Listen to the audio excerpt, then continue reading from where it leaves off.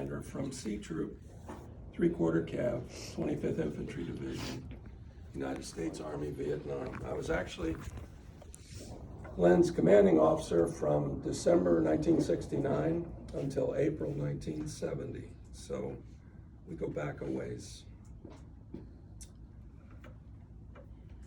We're here today to honor our brother, Leonard Blackburn, or Blackie, as he was affectionately called by his Cav brothers in 1st Platoon of C Troop.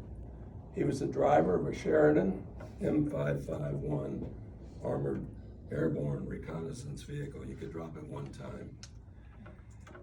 The Sheridan was a light tank vehicle, and the bumper number of the tank that Blackie drove was Charlie C-16, and we have some pictures of C-16 in action in Vietnam for you. I was assisted by my Cav brothers, Larry Doc Young, Jan and John Weiss, Gary Quay, Danny Chrysler, and J.D. Johnson, with some stories that we're going to tell, suggestions, and some pictures that we put together for this remembrance for Blackie. You see, we learned early in Vietnam that only by working together could we get the job done and all get home. The 1923 U.S. Cavalry Manual cited an anonymous poem called Fiddler's Green as the final resting place for all Cav soldiers, Cav troopers. Permit me to read from that poem.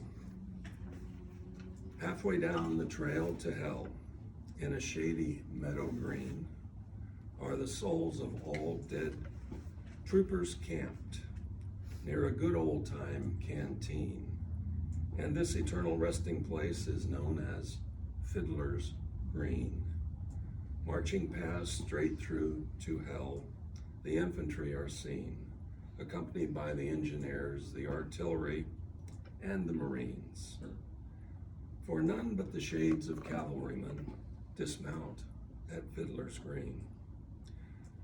Though some go curving on down the trail to seek a warmer place, no trooper ever gets to hell ere he's emptied his canteen and so rides back to drink again with friends at Fiddler's Green.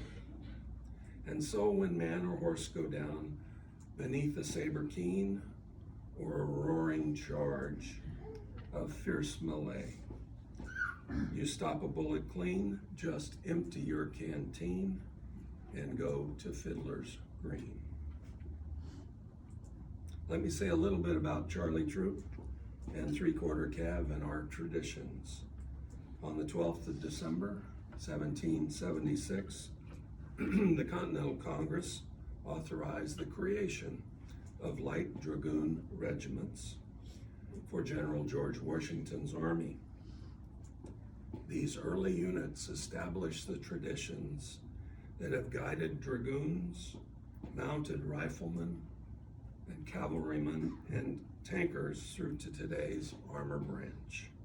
Whether horses, wheels, or tracks, America's mounted warriors have been the combat arm of decision for nearly 250 years.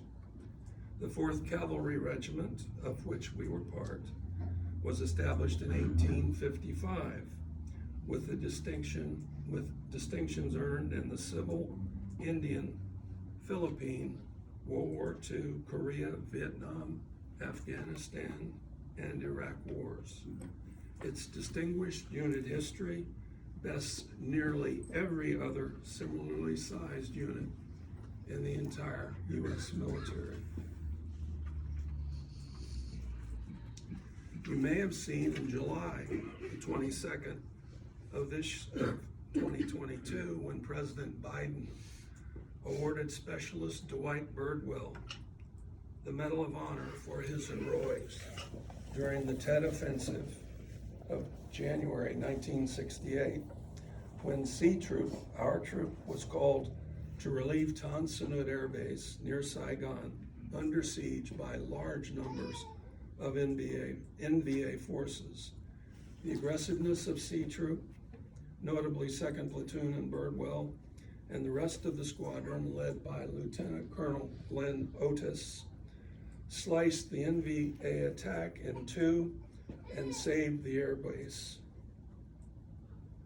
in a bitter fight. Today, Birdwell, a native Cherokee Indian living in Oklahoma, is an attorney and served on the Cherokee Supreme Court. Lieutenant Colonel Otis rose to the rank of General, 4 stars, and became the Commander-in-Chief Europe.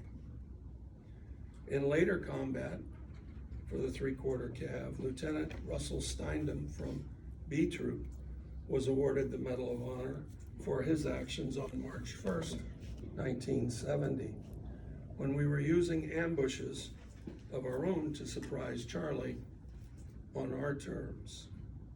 On this night, all 3 troops of the squadron had platoon-size ambushes in the Boloy Woods. I happened to be on the C Troop ambush that night, within a mile of each other. Unfortunately, B Troop's ambush, as they were setting into position, was caught by an enemy ambush, and Russ was killed when he jumped on a grenade thrown into the middle of their perimeter. Such was the standard of dedication of the soldiers and officers of 3/4 Cav in Vietnam. The motto of the 4th U.S. Cavalry Regiment, Paratus et Fidelis, means prepared and loyal. Blackie was indeed prepared and loyal. We have 2 stories from Vietnam that I'd like to relate today that clearly show how Lynn Blackburn's loyalty to his friends and his courage under fire made the difference. First story. On May 25th, as told by Larry Doc Young, Blackie and Joe McCarthy were on watch from their Sheridan light tank in the 1st Platoon sector of the C Troop perimeter. Blackie called Joe his best buddy. They both loved baseball and were quite close. After Vietnam, we understand Joe was headed off to play professional baseball.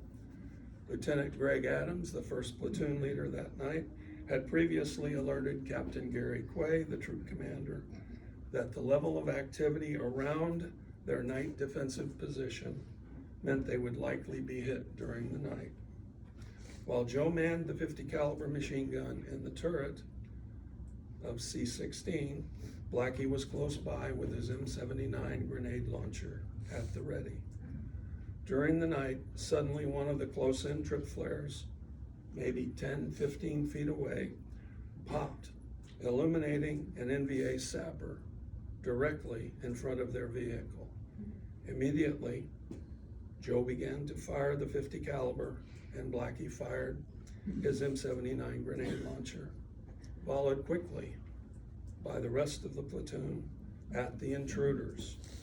It soon became apparent that the enemy attack was attempting to overrun C Troop through their tank when a massive explosion hit the vehicle, most likely an RPG fired from close in or a sapper satchel charge placed against the vehicle.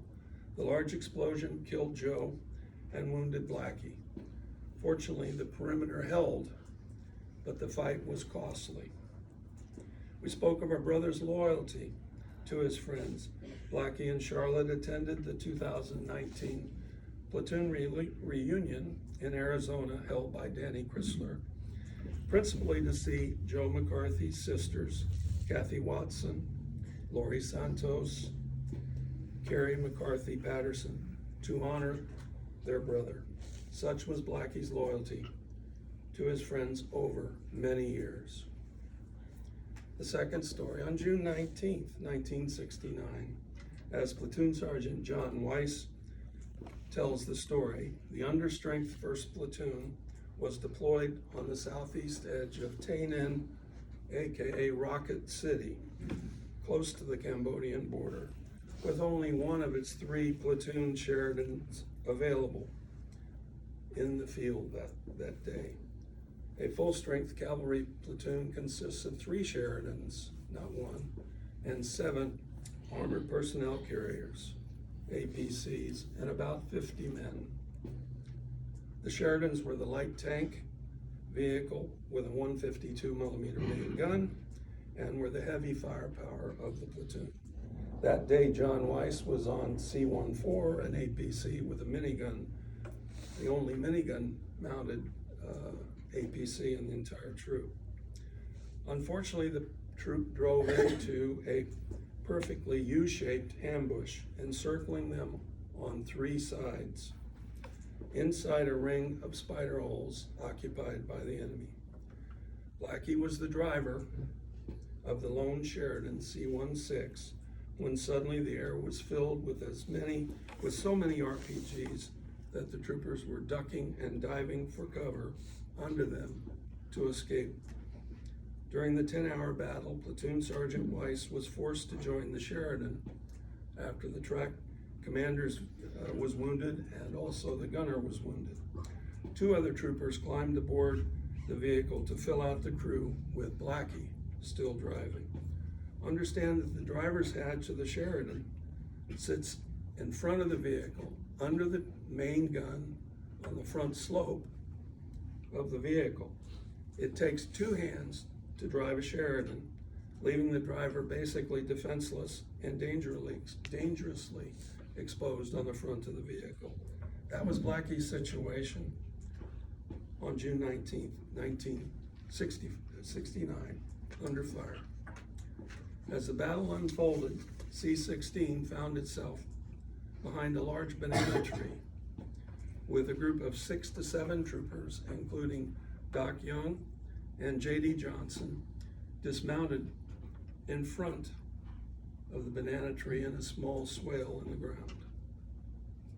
In front of the tree. Platoon leader Greg Adams called to bring the tank up to try to relieve the group. So John Weiss told Blackie to move up. But each time Blackie moved up, the Sheridan took heavy fire from the enemy. After several tries, they finally reached the pinned down troopers when Lieutenant Adams ordered the men to run. As Doc Young reported, we ran while the tank covered us. Clearly the tank saved us, and it was a miracle we weren't wiped out that day, concluded Doc Young. The group was able to escape the fusillade to other vehicles. Around 9 p.m. that night, the battle subsided. The RPG and AK-47 fire had been continuous, with every platoon vehicle sustaining at least 1 RPG hit during the firefight, including the troop commander's vehicle, C6, killing the troop commander, Captain Gary Carlson. Blackie Sheridan took 7 RPGs, but he was finally able to drive the sturdy vehicle out of harm's way. John Weiss noted that surviving 7 RPG hits was the record for any tank in the squadron for the entire time in Vietnam. There is no question of Blackie's intrepidity and willingness to support his brothers under heavy direct enemy fire.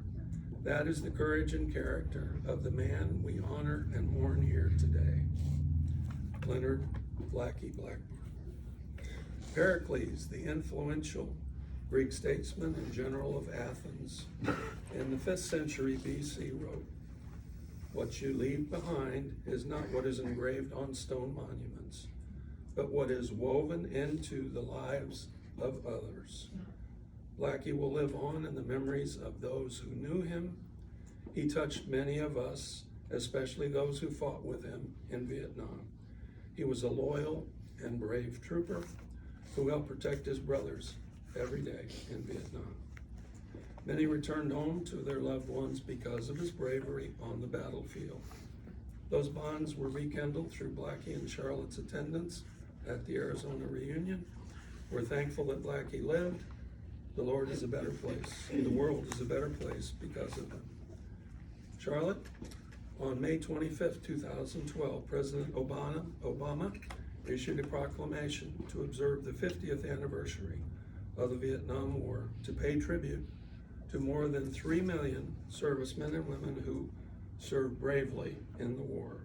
It's my pleasure today to present you the signed presidential proclamation and the notebook you have, and the lapel pin that's part of this recognition on behalf of Blackie from Charlie Troop. Thank you so much.